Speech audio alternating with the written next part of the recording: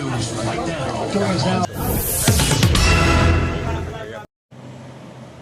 मित्रों नमस्कार, मैं आपका दोस्त अमरीश कुमार एक नई खबरों के साथ हाजिर हूँ। मित्रों, जो खबर है पटना जिले के जिला परिषद क्षेत्र संख्या 15 महिला सुरक्षित के उपचुनाव से जुड़ा हुआ है।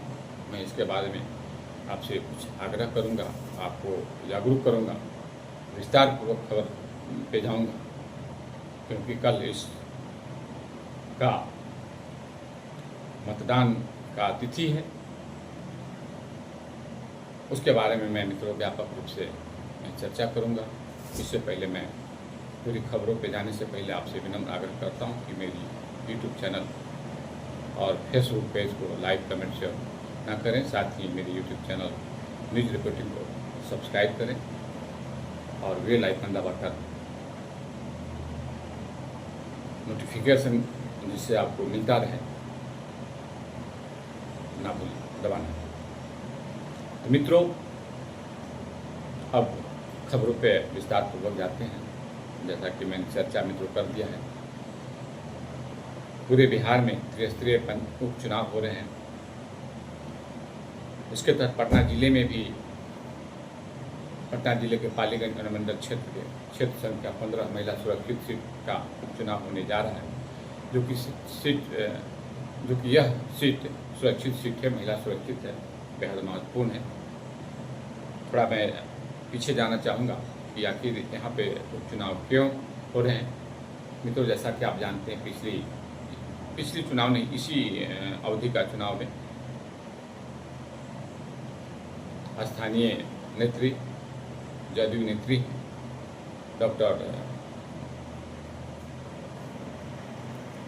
डॉक्टर श्वेता विश्वास जिला परिषद सदस्या रही थी।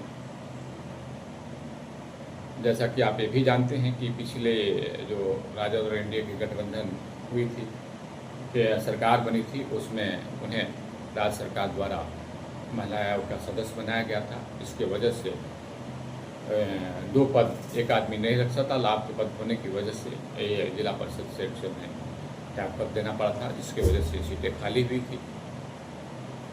इसकी सारी चुनाव प्रक्रिया खत्म हो चुकी है, अब आखिरी चरण में है। बीते कल चुनाव प्रचार खत्म हो चुके हैं।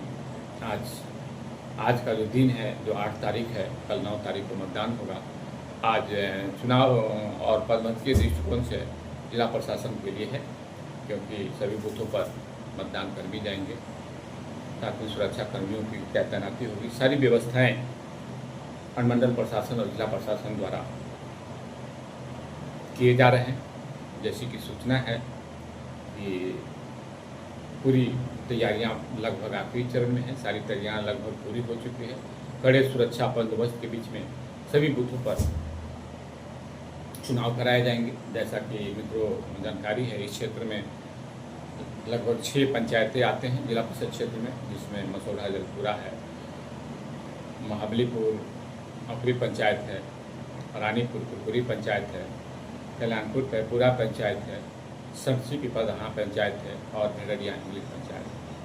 मित्रों, इसमें पिछले में कई और थे, जिसमें रामपुर नगवा पंचायत था, जो कि नगर पंचायत क्षेत्र नगर पंचायत में वो कट जाने की वजह से वो पंचायत कट चुकी है। तो मित्रों, जैसा कि मैं बता दिया, अब मैं चर्चा करूंगा कि आपके समक्ष कितने उम्मीदवार हैं। आप ही जानते हैं, भली भांति आप लोग जानते हैं, फिर भी मैं एक बार पुनः दोहराने का काम करता हूँ। 5 उम्मीदवार आपके मैदान में हैं। 5 के नाम इस प्रकार हैं। पहले उम्मीदवार आपको इंदी देवी हैं। इनके पति सामाजिक कार्यकर्ता, भाजपा के कार्यकर्ता हैं, राकेश रोशन उर्फ चिक्कू सिंह। ये भी कई बार हिंदू देवी मैदान में आ चुकी हैं, कई बार दूसरे तीसरे दौर पर रही, लगातार जनता के बीच में बनी रहती है।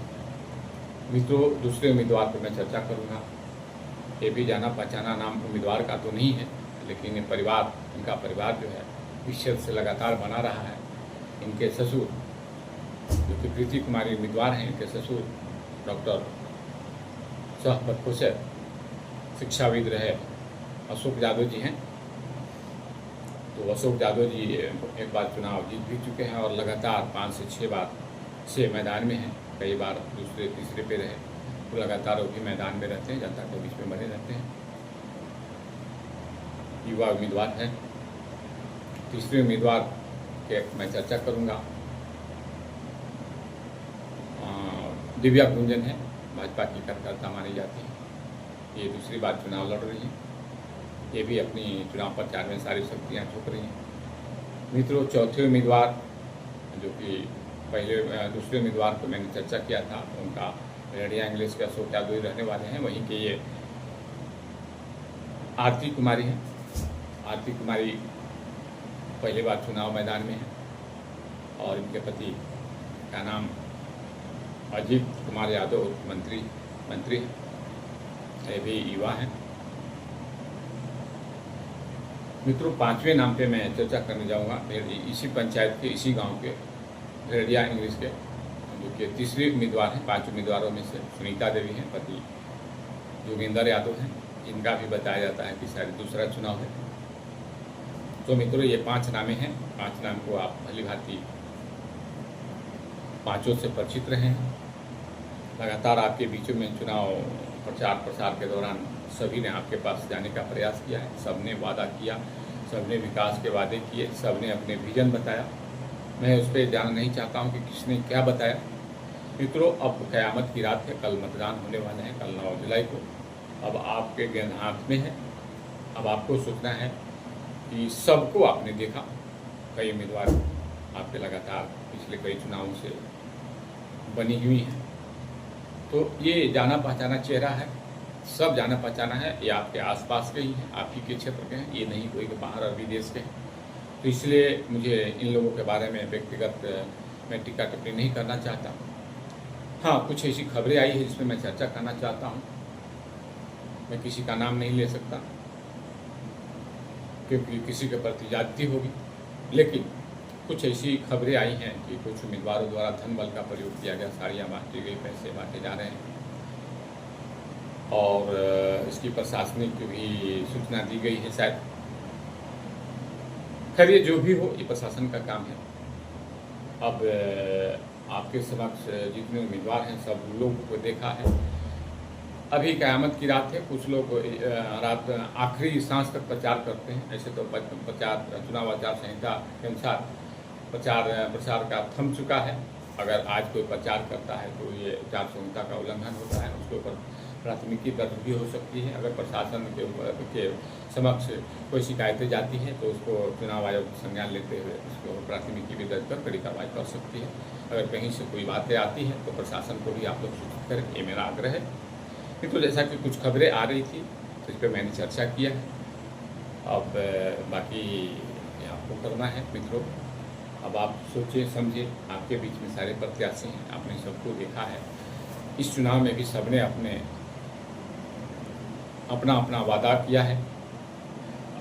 अब आपको यह सोचना है कि आपका एक वोट जो कीमती है, आपका ये महान वोट किसके भाग में जाएगा और कौन आपके भाग का निर्माता होगा। भाग का निर्माता इसलिए कहता हूँ क्योंकि ये प्रत्याशी जो जीत के आएंगे, ये लोकतंत्र की खूबसूरती के अनुसार इन्हें सरकार द्वारा विकास निधि मिलता है, तो ये उससे आपको विकास करते हैं। तो ये आपका अधिकार भी है क्योंकि आप ही के ये पैसे से आपका विकास होता है, क्योंकि आप कर के रूप में, टैक्स के रूप में सरकार को पैसे देते हैं और उन्हीं पैसे से चुनाव पे खर्चा किया जाता है सरकार द्वारा, उन्हीं पैसे को। तो मित्रों, ये आपका पैसा है, आपका समय है, आपके प्रत्याशी हैं। अब वक्त आपका है, गेंद आपके हाथों में है और ये मतदाताओं की उम्मीदवारों का विभाग का कुंजी, चाबी जिसको कहें, वो आपके हाथों में है। आप पुनः सबसे पहले मतदान कल करें और तब आके जलपान करें, क्योंकि चुनाव आयोग भी यही कहता है बार बार है कि कोई भी मतदाता अपने मताधिकार का प्रयोग करने से नहीं चुके। ये हमारी लोकतंत्र की खूबसूरती है, इसीलिए मेरा भारत महान है।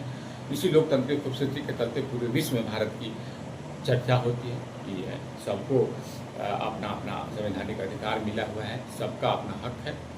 और ये जो आपको मौलिक अधिकार मिला हुआ है, संवैधानिक अधिकार मिला है, इसका प्रयोग आप मजबूती से करें, सोचें, विचारें।